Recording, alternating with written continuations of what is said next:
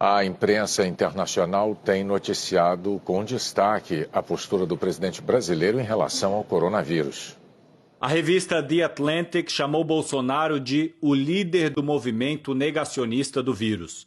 Um dos principais jornais alemães, o Frankfurter Allgemeine, destacou na manchete que Bolsonaro é o último negacionista do corona.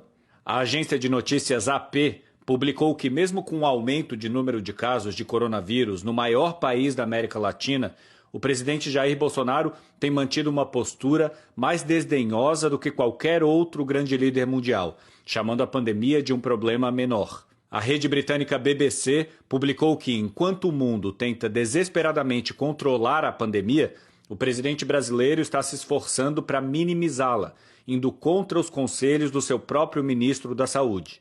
Jornais do mundo inteiro publicaram hoje a decisão da rede social Twitter de excluir postagens do presidente Jair Bolsonaro.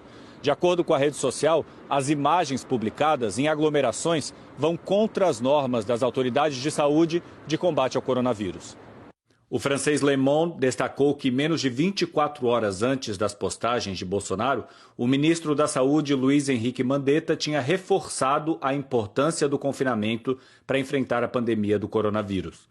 O inglês The Guardian disse que a resposta anticientífica de Bolsonaro assusta os governadores.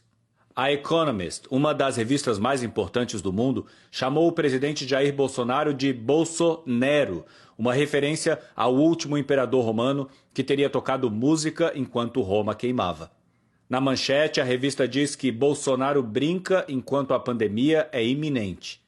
O argentino La Nación publicou que Bolsonaro aprofundou a radicalização de seu discurso diante da crise do coronavírus, cada vez mais aconselhado pelo que o jornal chamou de Gabinete do Ódio, um grupo de consultores ideologizados com o selo e a presença de seu filho Carlos Bolsonaro. O New York Times reproduziu o texto da agência Reuters dizendo que as medidas econômicas de austeridade põem em risco a luta contra o coronavírus. Também que as medidas para mitigar a pandemia no Brasil são muito cautelosas e limitadas.